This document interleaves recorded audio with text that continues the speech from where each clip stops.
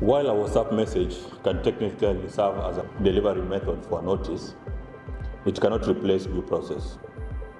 Under Section 41 of the Employment Act, you must still issue a formal show cause letter, hold a disciplinary hearing, and allow the employee to be accompanied by a colleague or a union representative.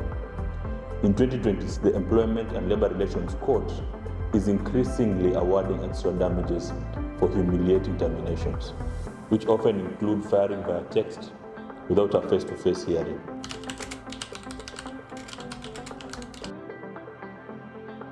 The law is no longer lenient on handshake deals. Section 9 of the Act requires any employment over 3 months to be in writing.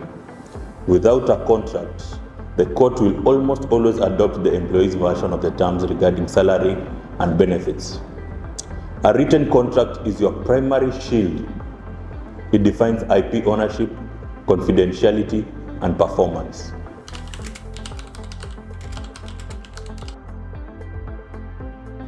First, the 30-day notice period, which must be sent to both the employee and the labor officer.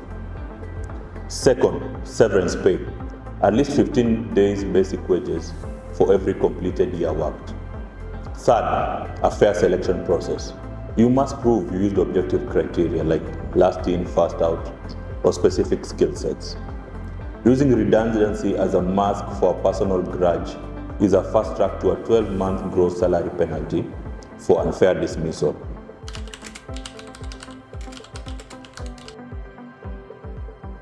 The biggest shift in 2026 is the rise of mental health claims. Under the Persons with Disabilities Act 2025, mental health conditions like chronic burnout and clinical anxiety are now legally recognized disabilities. This means employers have a duty of reasonable accommodation.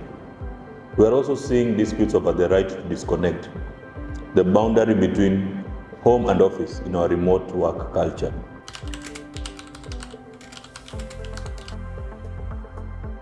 We help you move from being reactive to proactive by creating a customized employee handbook. When your policies on sexual harassment, remote work, and digital conduct are clear and signed by everyone, you eliminate 80% of potential conflicts.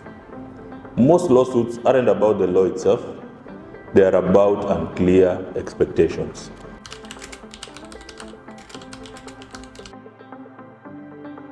Do not ignore the summons.